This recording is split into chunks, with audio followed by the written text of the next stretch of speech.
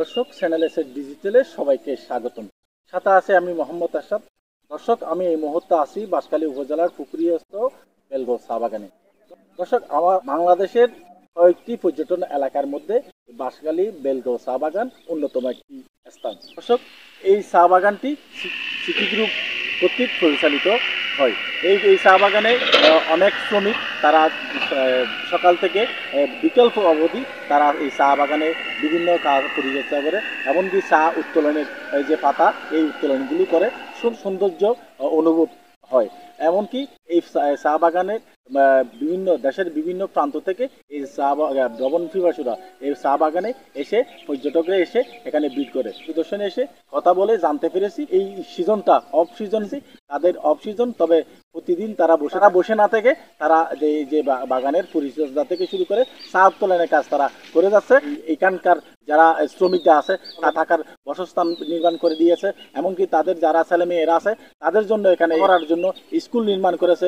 এখানে স্কুল প্রতিদিন সকাল থেকে বিকেল অবধি তাদের ছেলে মেয়েরা এখানে পাঠদান করতেছে। তবে আমরা আরো জানতে পেরেছি এখানে যারা চা শ্রমিকরা কাজ করতেছে সুযোগ সুবিধা দেওয়ার কথা আছে, সব সুযোগ সুবিধা তারা পাচ্ছে বলে জানিয়েছেন।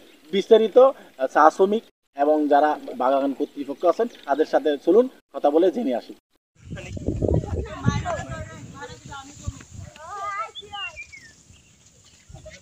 পাতা নাই বৃষ্টির জন্য এখন মানে 1000 বেতন 170 টাকা এখন কষ্ট হচ্ছে।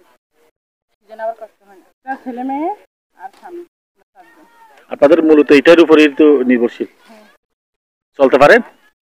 কষ্ট হচ্ছে এখন, আবার আনসিজনের পর কষ্ট হয় না, মানে সিজন যে সময় থাকে সময় কষ্ট হয় না। এখন তো শুকনা সিজন, বৃষ্টি নাই, সেই জন্য এখন বেশি কষ্ট।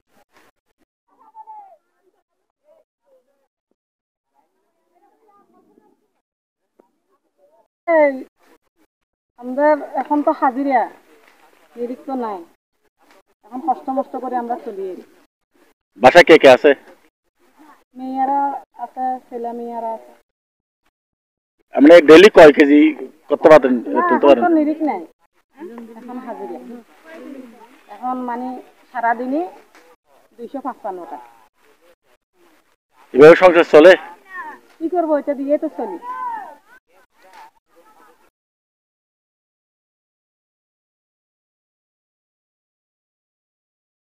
আমাদের পরিবারের মতন জানে, খুব ভালো।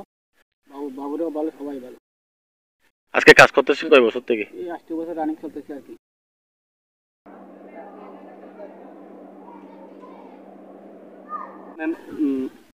ম্যানেজার সাহেবও ভালো, আমাদের যা আছে আর কি বাগানের সময় সিজনে আমরা 100 কেজি করে দিতে পারি।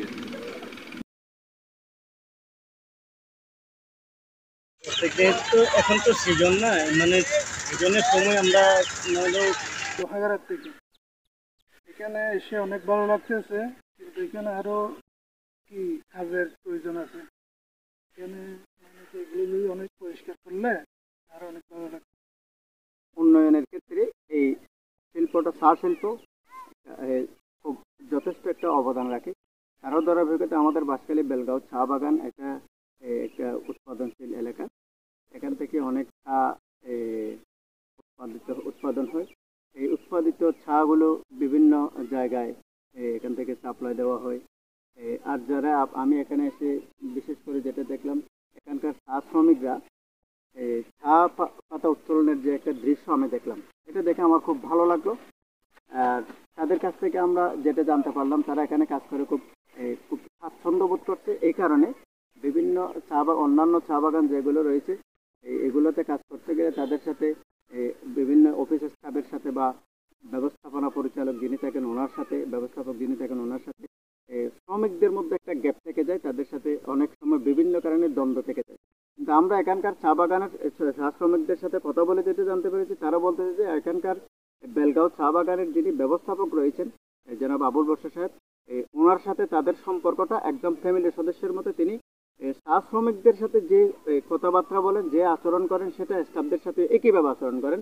তিনি সবাইকে মনে করেন যে এখানকার চা বাগানে যারা কর্মরত চা শ্রমিকরা রয়েছে তারা সবাই ম্যানেজার আবুল বশর সাহেবের একটা ফ্যামিলির সদস্য বলে মনে করে বলে তাদের কাছ থেকে আমরা জানতে পেরেছি।